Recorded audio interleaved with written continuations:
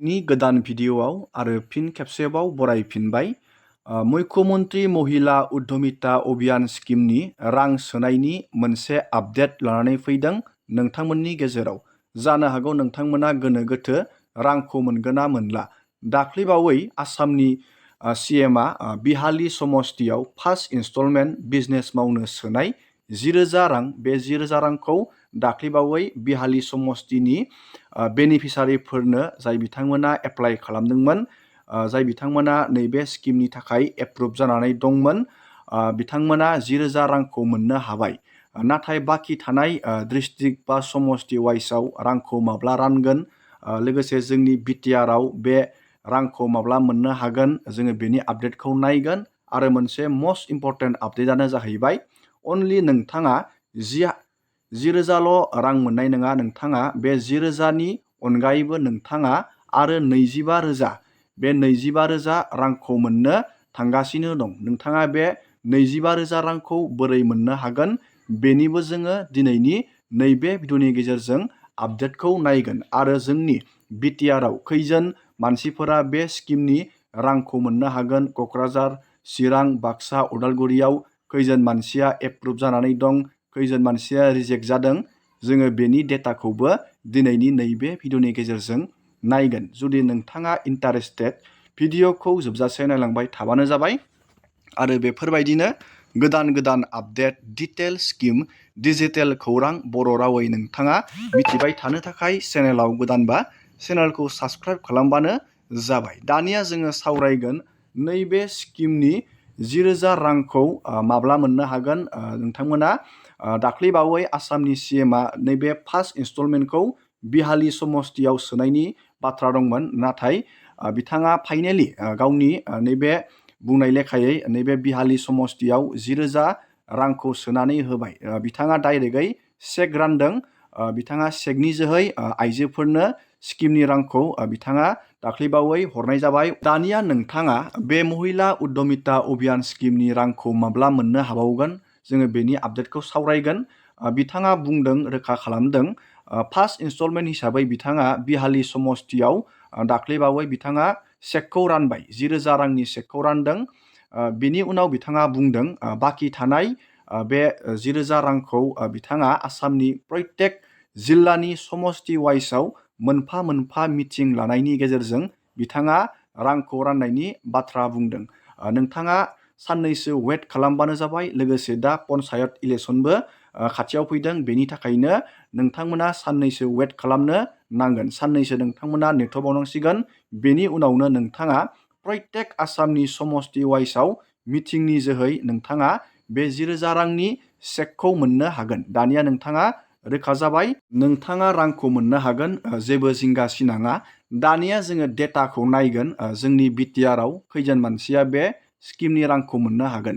डेटाखौ नायनो थाखाय नोंथाङा गुगोलाव सार्च खालामनांगोन mmua.in।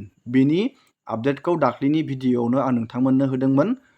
नाथाय आं नोंथांमोननो खोन्थाहरबावनि, नैबे mmua बेयाव नोंथाङा क्लिक खालामनो नांगोन। आङो लिंकखौ भिडिअनि गाहायाव होखादों। नोंथाङा लिंकआव थुनानै नैबे पर्टेलाव फैनानै चेक खालामनो हागोन डेटाखौ।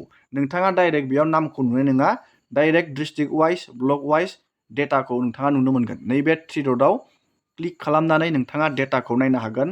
नैबे एनालिटिक्सआव क्लिक खालामनानै, नैबेयाव एनालिटिक्सआव क्लिक खालामबानो जाबाय। बेनि उनाव नोंथाङा नैबेयाव नुनो मोनदों, जोंनि BTRनिखौ जों बेयाव नायगोन। नैबे बाक्सा डिस्ट्रिक्टआव टटेल 97,000, नैबेयाव 526 बेखिनि फर्म होदोंमोन। बाक्सायाव मोनगोन नैबे 85,571 बेखिनि मानसिया बाक्सा डिस्ट्रिक्टआव महिला उद्धमिता अभियान स्किमनि 10,000 रांखौ मोननो हागोन। नोंथाङा नैबेयाव नुनो मोनदों। आरो बेयाव रिजेक्ट जादों बाक्सा डिस्ट्रिक्टआव 11,955 बेखिनि मानसिया रिजेक्ट जादों। नैबे रिजेक्ट जानाय, नोंथाङा बेबायदि नायबानो जाबाय। बाक्सानि उनाव जों दानिया नायगोन जोंनि BTRनि नैबे चिरां डिस्ट्रिक्टआव जोङो नायगोन। चिरां डिस्ट्रिक्टआव नोंथाङा नुनो मोनदों नैबे 53,397 बेखिनि मानसिया फर्मखौ जमा होदोंमोन बे स्किमनि थाखाय। दानिया नैबेयाव नोंथाङा नुनो मोनदों एप्रुभ जानायनि बे लिस्ट, नैबे डेटा 43,644 बेखिनिया नैबे चिरां डिस्ट्रिक्टआव बेखिनि मानसिया मोननो हागोन, रांखौ मोननो हागोन, 10,000 रांखौ मोननो हागोन। आरो चिरां डिस्ट्रिक्टआव रिजेक्ट जादों नैबे 9,753 बेखिनि मानसिया रिजेक्ट जादों। चिरां डिस्ट्रिक्टआव बेखिनि मानसिया रांखौ मोननाय नङा। बेबायदि नोंथाङा डेटाखौ नायबानो जाबाय।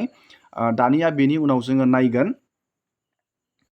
नायगोन क'क्राझाराव टटेल मानसिफोरा फर्मखौ साबमिट खालामदोंमोन नैबे 1,17,546 बेखिनि मानसिया फर्मखौ जमा होदोंमोन। टटेल बेयाव दा एप्रुभ जादों नैबे 98,157 बेखिनि मानसिया एप्रुभ जादों। आरो नैबेयाव रिजेक्ट जादों 19,389 बेखिनि मानसिया रिजेक्ट जादों। बेबायदि नोंथाङा चेक खालामबानो जाबाय। दानिया जोङो नायगोन उदालगुरियाव नोंथांमोना नैबेयाव नुनो मोनदों 1,18,608 बेखिनि मानसिया फर्मखौ जमा होदोंमोन।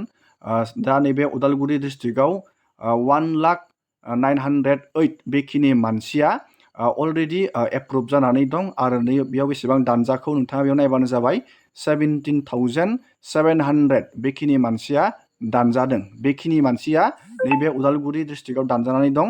बेबायदि नोंथाङा डेटाखौ चेक खालामनानै नायनो हागोन, बा डिस्ट्रिक्टनि नोंथाङा ब्लगाव थांनाबो नोंथाङा चेक खालामनो हागोन। नैबे उदालगुरि डिस्ट्रिक्टआव नोंथाङा क्लिक खालामना होनाय लोगो लोगोनो बेयाव नुगोन बे डिस्ट्रिक्टनि ब्लगनि डेटाखौ नोंथाङा नायनानै लानो हागोन। बेसेबां ब्लगाव खैजोन मानसिया एप्रुभ जाखो, रिजेक्ट जाखो, फर्मखौ बेसेबां होदोंमोन, बेबायदि नोंथाङा चेक खालामनानै नायनो हागोन। डेटाखौ नोंथाङा बेबायदिनो नायनानै लाबानो जाबाय। दानिया जोङो सावरायगोन नैबे 10,000 रां, बे 10,000 रांनि उनाव नोंथाङा बोरैहाय नैबे 25,000 रांखौ मोननो हाबावगोन। जोङो बेनि आपडेटखौ नायगोन। गिबियावनो दा नोंथांनो फार्स्ट इनस्टलमेन्ट हिसाबै गभर्नमेन्टआ 10,000 रांखौ होग्रोगोन। अलरेडि बे रांखौ बिहालि डिस्ट्रिक्टआव राननाय जाबाय। दा नैबे बिहालि डिस्ट्रिक्टआव जाय बिथांमोना नैबे 10,000 रांखौ मोनदों, बिथांमोना मोजाङै जुदि बे 10,000 रांजों खामानि मावनानै गभर्नमेन्टनो देखायनो हायो, बिजनेस मावनानै देखायनो हायो, उनाव सार्भे खालामबावगोन, न' सार्भे खालामनो हागौ, बा नोंथांनि सर्सखौ नायनो हागौ।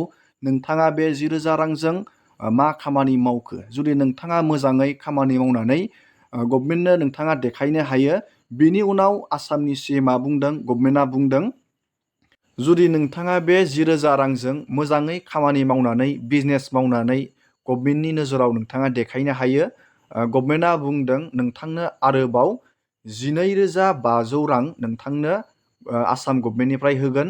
आरो लोगोसे बेंकनिफ्राय नोंथांनो नैबे 12,500 बेखिनि रांखौ होनाय जाबावगोन होनदों। नोंथाङा जुदि बे 10,000 रांजों मोजाङै खामानि मावनानै देखायनो हायोब्ला, टटेल नोंथाङा बे मोननैखौ दाजाबनानै नोंथाङा 25,000 रां नोंथाङा मोननो हागोन। 25,000 रां मोननो हागोन।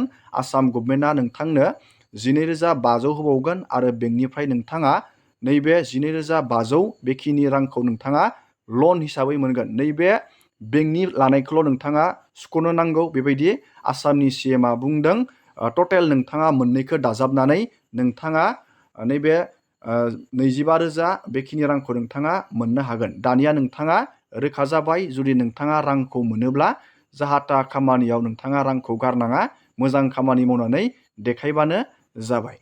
दिनैनि भिडिअखौ आङो बेखिनियावनो फोजोबबाय। नोंथांमोना भिडिअखौ नायनानै मोजां मोनदोंबा लाइक खालामबानो जाबाय।